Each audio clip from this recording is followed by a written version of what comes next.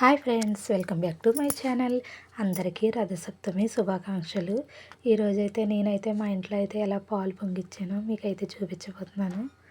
చూడండి, స్టార్టింగ్ అయితే మనం అయితే పొయ్యి అయితే స్టవ్ అయితే శుభ్రం చేసుకొని పసుపు అది రాసి బొట్లు పెట్టాలి. తర్వాత ఒక ఇత్తడి గిన్నె కూడా తీసుకోవాలి.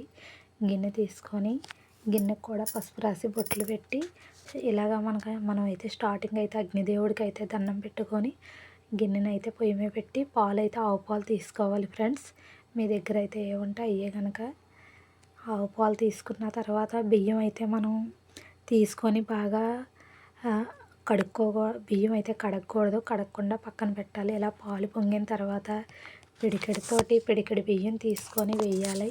3 సార్లు వేయాలి. మన ఇంట్లో ఎంతమంది ఉంటే అంతమంది వేయొచ్చు. ఎవరు గోకమని టయానికి లేకపోతే కనుక వాళ్ళ పేర్లు చెప్పి మనమే అయితే వేసేయచ్చు.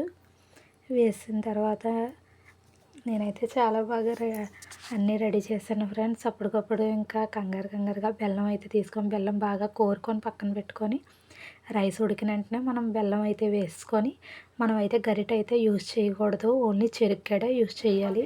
ఇవి అన్ని దేవుడి మూలలు అయితే రెడీ చేశాను. రేగిపళ్ళు, చెరుకు ముక్కలు అన్నీ రెడీ చేసి 7 చిక్కుడుకాయలు మాకైతే రథం అయితే ఆనవేయలేదు ఫ్రెండ్స్. నేనైతే ఎప్పుడు ఇలాగే చేస్తాను. తులసమ్మ పెట్టుకుంటాను కాబట్టి రెడీ చేసి దండం పెట్టుకున్నాను. మీరైతే ఎలా చేసుకున్నారో నాకైతే కామెంట్ చేయండి. ఇలా 7 చిక్కుడాకులు తీసుకొని 2 రేగిపళ్ళు, 2 చెరుకు గడలు పెట్టి దండం పెట్టుకుంటాను. అలా 7 చిక్కుడాకుల్లోనే వేయాలి. సలివిడి వడపప్పు కూడా మెయిన్ కదా, సలివిడి వడపప్పు కూడాని. స్టార్టింగ్ అయితే వినాయకుని దండం పెట్టుకున్న తర్వాతే మనం సూర్యనారాయణ మూర్తికి అయితే దండం పెట్టుకోవాలి. ఇక మా తల్లికి కూడా దండం పెట్టుకున్నాను నేను. చూడండి ఫ్రెండ్స్, చాలా బాగా జరిగింది. మా తోటకోళ్ళ గారు వాళ్ళ ఇంట్లో కూడా ఇలా చేసుకున్నారు. బాయ్ ఫ్రెండ్స్, మళ్ళీ లేటెస్ట్ వీడియోతో మీ ముందుకైతే